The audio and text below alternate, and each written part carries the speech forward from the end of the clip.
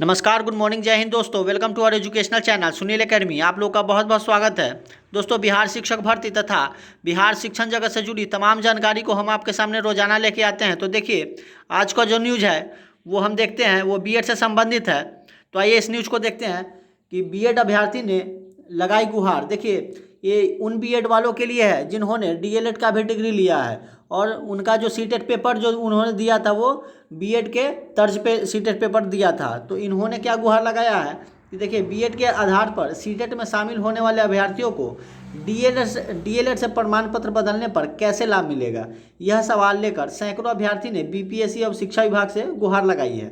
आयोग ने 11 तक डीएलएड प्रमाण पत्र अपलोड करने का मौका दिया है। अभ्यर्थी ने कहा कि बीएड की डिग्री हटाकर डीएलएड अपलोड भी कर दिया है तो हमारी क्या सीटेट की डिग्री मान्य रहेगी। देखिए, बहुत सारे अभ्यर्थी जो है वो बीएड की डिग्री भी ले रखे हैं और डीएलएड भी कर रखे हैं। तो अभी जो बीपीएससी के द्वारा कहा गया है कि 11 तक आप लोग अपना चेंज कर सकते हैं। जो बीएड डिग्रीधारी है वो अपना डीएलएड का डिग्री जो है वो जमा कर सकते हैं। तो इनको यह चिंता सताई जा रही है कि जो इन्होंने सीटेट का पेपर दिया था वो बीएड के डिग्री के ऊपर दिया था, मतलब उसमें बीएड का डिग्री लगाया था जिससे इन्होंने सीटेट का पेपर दिया था। तो इन्होंने क्या कहा है कि देखिए, कक्षा 1 से 5 में बहाली के लिए बीएड की डिग्री को बाहर कर दिया गया है। बड़ी संख्या में ऐसे अभ्यर्थी हैं जिन्होंने बीएड के आधार पर सीटेट किया है।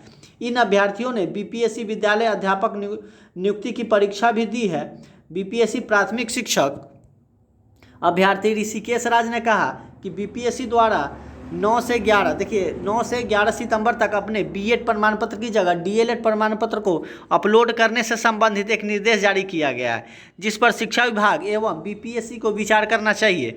पुष्पलता यादव, कुमुद दांत पांडे, बेबी मिश्रा, कृष्णा सिंह सहित अन्य मतलब अभ्यर्थी जो है उन्होंने बीपीएससी से गुहार लगाते हुए सवाल उठाया है कि जो अभ्यर्थी बीएड के आधार पर प्राथमिक शिक्षक के लिए सीटेट उत्तीर्ण है, देखिए जिन्होंने बीएड के आधार पर प्राथमिक शिक्षा का जो सीटेट का पेपर दिया था वो उत्तीर्ण है, तो वे यदि डीएलएड से अपने प्रमाण पत्र बदल ले तो उनका सीटेट कैसा मान रहेगा। मतलब जो भी है तो वो जो पेपर दिए हैं बीएड के तौर पे, तो उनका सीटेट पेपर 1 कैसे मान रहेगा अगर वो बीएड के तौर पे दिए हैं। तो इसी के बारे में उन्होंने गुहार लगाई है बीपीएससी के द्वारा। देखिए, ऐसे में सुप्रीम कोर्ट के आदेश के अनुसार बीएड वालों को सीटेट पेपर 1 की डिग्री अमान्य हो चुकी है, जिसकी सूचना सीबीएसई ने सीटेट फॉर्म भरते वक्त दे दी थी कि बीएड वालों की डिग्री की मान्यता सुप्रीम कोर्ट के अधीन होगी। सर्वोच्च न्यायालय ने अपने 11 अगस्त 2023 के फैसले में उन्हें अयोग्य करार दे दिया गया। तो देखिए, इन्होंने बीएड डिग्रीधारी ने गुहार लगाई है बीपीएससी के सामने जिन्होंने डीएलएड का भी डिग्री ले रखा है और सीटेट का पेपर जो दिया था वो बीएड डिग्री के आधार पर ही सीटेट पेपर 1 क्वालिफाई है। तो इन्होंने कहा कि क्या हम अगर डीएलएड का डिग्री भी अगर हम जमा कर देते हैं तो क्या हमारा जो सीटेट का पेपर 1 है वो मान्य रहेगा जो हम बीएड के तौर पे दिए हैं। तो इसी के संबंध में इन्होंने गुहार लगाई है। अब देखिए आगे क्या निष्कर्ष निकलता है और इन पे क्या मतलब जो भी निष्कर्ष आएगा वो हम आपको अगले वीडियो में बताएंगे। जैसे खबर आती है तो हम आपके पास ज़रूर लेके आएंगे। देखिए, इसके संबंध में कोई न्यूज आएगा तो हम आपके पास फिर से लेके आएंगे। तो देखिए, एक और न्यूज है सत्यापन बीएड से संबंधित है कि सत्यापन कार्य से शिक्षक कर्मी जो है वो मुक्त रहेंगे। देखिए, कल एक नोटिस आया था जो कन्हैया प्रसाद श्रीवास्तव के द्वारा कि जितने भी शिक्षकगण हैं जो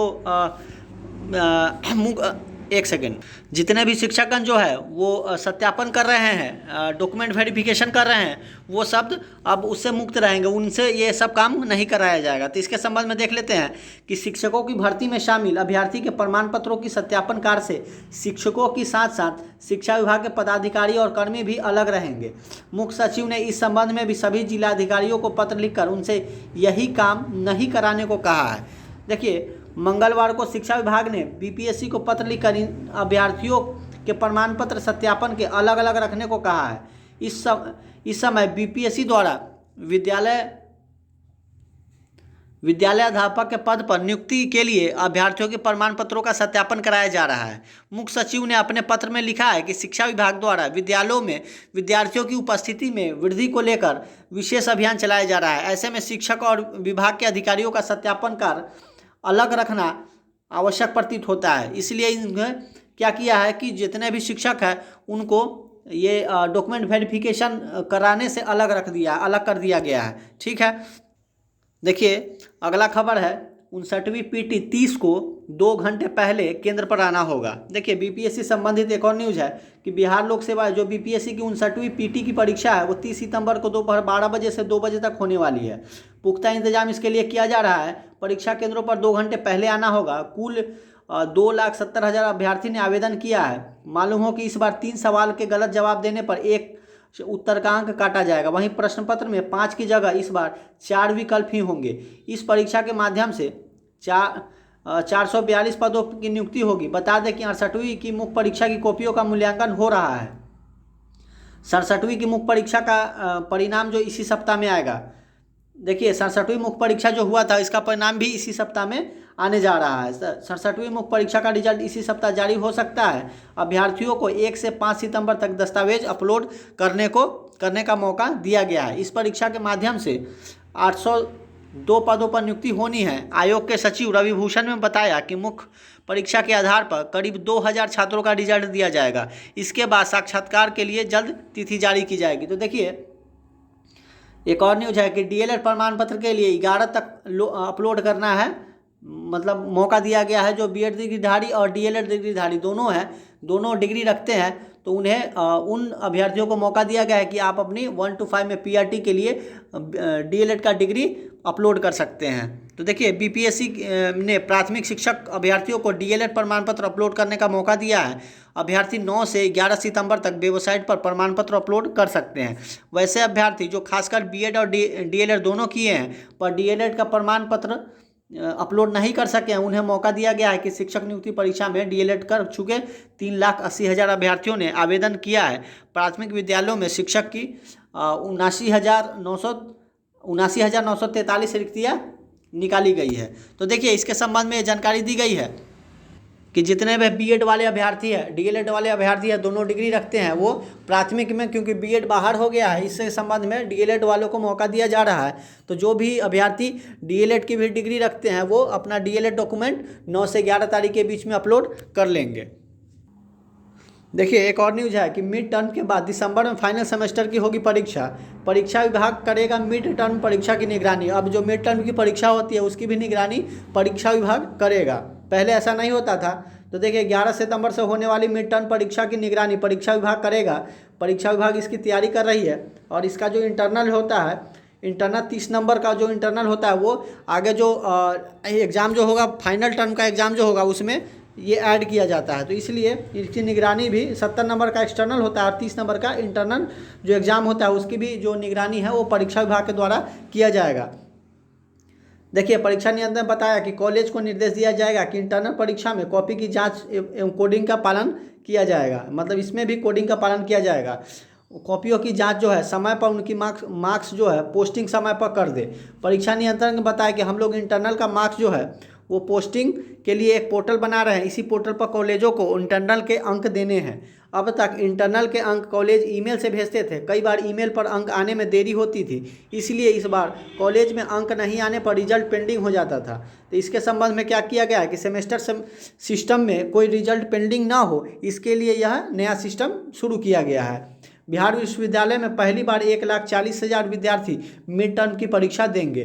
कॉलेजों में इसके लिए छात्रों को जानकारी भी दे दी गई है। एमपी सिन्हा साइंस कॉलेज के फिजिक्स के जो डॉक्टर आशुतोष कुमार सिंह हैं, उन्होंने बताया कि कक्षा में छात्रों को इंटरनल की तैयारी करने के लिए बताया जा रहा है। तो देखिए जो मेन कारण है, देखिए पार्ट 1 जो है सत्र 22-25 का रिजल्ट भी जल्द तैयार कर लिया जाएगा।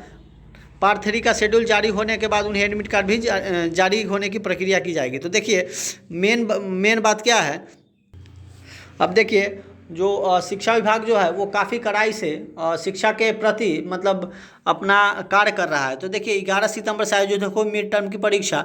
अब जो इंटरनल की परीक्षा जो होगी 30 नंबर की, वो भी मतलब आगे एक्सटर्नल की जब परीक्षा होगी वो दोनों अंक एक साथ जोड़े जाएंगे फाइनल एग्जाम में।